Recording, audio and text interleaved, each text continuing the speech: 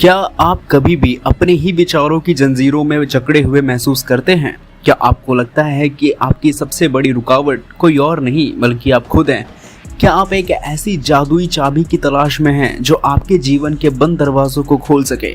अगर इसका जवाब हाँ है तो बिलीव इन योरसेल्फ यानी खुद पर विश्वास करो। सिर्फ ये एक किताब नहीं है बल्कि ये आपके अंदर सोए हुए शेर को जगाने का एक सशक्त मंत्र है।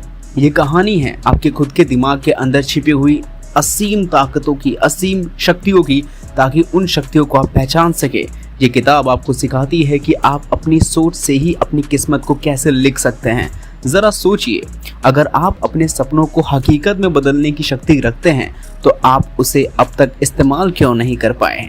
लेखक जोसेफ मर्फी इस किताब के जरिए आपको एक वैज्ञानिक लेकिन आध्यात्मिक यात्रा पर ले जाते हैं, जहां आप अपने चेतन यानी कि कॉन्शियस माइंड और अवचेतन यानी सब कॉन्शियस माइंड मन के गहरे रहस्य को समझेंगे। और अगर आपने अपने मन को समझ लिया यानी कि आपकी 99% जो मुसीबतें हैं वो वहीं ख़त्म हो जाती हैं। तो क्या आप इस यात्रा के लिए तैयार हैं? इस पूरे सफ़र के लिए तैयार हैं? अगर आप तैयार हैं तो आपको तैयार हो चुके हैं, तो अब आपको बस मुट्ठी बांधनी है।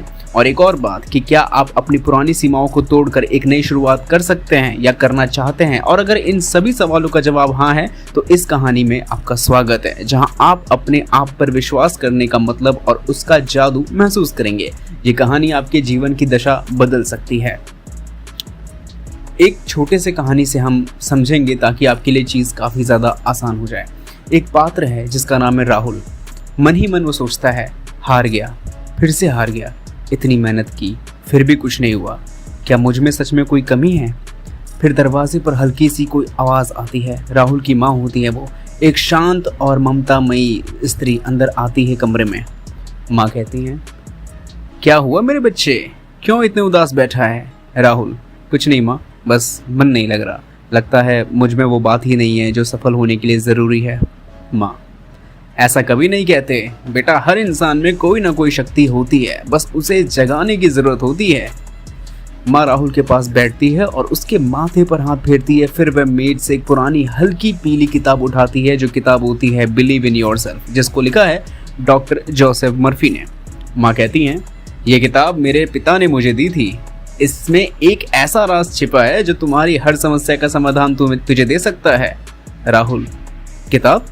माँ, ये सब बेकार की बात है। माँ, एक बार पढ़ तो सही, सिर्फ ये एक किताब नहीं है बल्कि ये तुम्हारे दिमाग का नक्शा है। राहुल माँ के कहने पर बहुत अनिच्छा से, उसकी इच्छा नहीं है पर एक माँ की बात मानते हुए वो किताब उठाता है। रात भर वह उसे पढ़ता रहता है जैसे कोई भूखा इंसान खाने को देख रहा हो। अगला दिन होता है। राहुल के चेहरे पर एक नई चमक है। वह अपने दोस्त अमित से मिल रहा है, जो हमेशा उसकी उदासी का मजाक ही उड़ाता रहता था। अमित कहता है, क्या बात है भाई, आज तो चेहरे पर रौनक है, लगता है लॉटरी लगी है। राहुल, अमित, मुझे लॉटरी से भी बड़ी चीज़ मिली है, मैंने कल एक किताब पढ़ी जिस किताब का नाम है बिलीव इन योरसेल्फ। अमित, ये सब फालतू की बात है भाई, जिंदगी में मेहनत काम आती है, ये किताबें का ज्ञान नहीं। राहुल, तुम गलत हो अमित, इस किताब ने मुझे सिखाया है कि हमारा दिमाग दो हिस्सों में बटा है, चेतन मन और अवचेतन मन। अमित, ये क्या फिल्मी डायलॉग मार रहा है भाई? राहुल, नहीं, ये सच है। हमारा चेतन मन वो है जिससे हम सोचते हैं, बातचीत करते हैं, बात विवाद करते हैं, लेकिन हमारा अवचेतन मन वो है जो हमारे विचारों को सच मानता है बिना किसी सवाल के। जो भी हम बार बार सोचते हैं, हमारा अवचेतन मन उसे एक आदेश यानी ऑर्डर की तरह लेता है और उसे पूरा करने के लिए काम करना शुरू कर देता है। राहुल की आंखें चमक रही थी इस बात को कहते हुए। वे अमित को समझाता कि ये कैसे नकारात्मक विचार हमारे अवचेतन मन में घुसकर हमारे लिए मुश्किलें पैदा करते हैं। लेखक जोसेफ मर्फी के अनुसार, अगर हम लगातार यही सोचते हैं कि मैं सफल नहीं हो सकता, तो हमारा अवचेतन मन इस बात को सच मान लेता है और हमें असफल होने के लिए प्रेरित करता है। अब राहुल अपनी पढ़ाई में बदलाव ला रहा है। वह अपनी मेज पर बैठा है और एक नोट पैड पर कुछ लिख रहा है।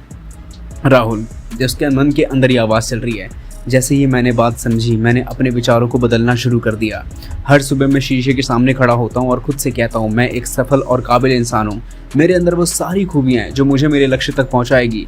ये शुरुआत में थोड़ा अजीब लगा, लेकिन धीरे धीरे मुझे बदलाव महसूस होने लगा। राहुल अब अपनी पढ़ाई को बोझ नहीं बल्कि एक चुनौती मान रहा है। वह कठिन सवालों को देखकर घबराता नहीं बल्कि उन्हें हल करने की कोशिश करता है। जब भी कोई नकारात्मक विचार आता है, वह तुरंत उसे सकारात्मक विचार से बदल देता है।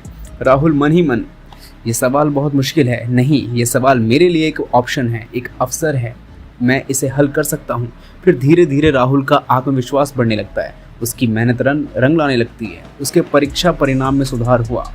फिर कुछ महीने बाद राहुल अपने परिवार के साथ बैठा हुआ है, उसने अपनी परीक्षा में बहुत अच्छा परफॉर्म किया। राहुल के पिता, मुझे तुम पे गर्व है बेटा, मुझे पता था कि तुम एक दिन जरूर सफल होगे। राहुल, ये सब आपकी और माँ की वजह से हुआ है, और हाँ, उस किताब की भी वजह से। राहुल मुस्कुराते हुए अपनी माँ की ओर देखता है, माँ उसकी ओर प्यार से देखती है। माँ, ये तो तुम्हारे अपने विश्वास की जीत है बेटा, किताब ने तो बस तुम्हें रास्ता दिखाया। एक कॉलेज का कैंपस अब हम देखते हैं, जहाँ राहुल अपने दोस्तों से बात कर रहा है। राहुल, जोसेफ मर्फी ने हमें ये सिखाया है कि विश्वास यानी कि फेथ और आस्था यानी बिलीफ ही सबसे बड़ी शक्ति है।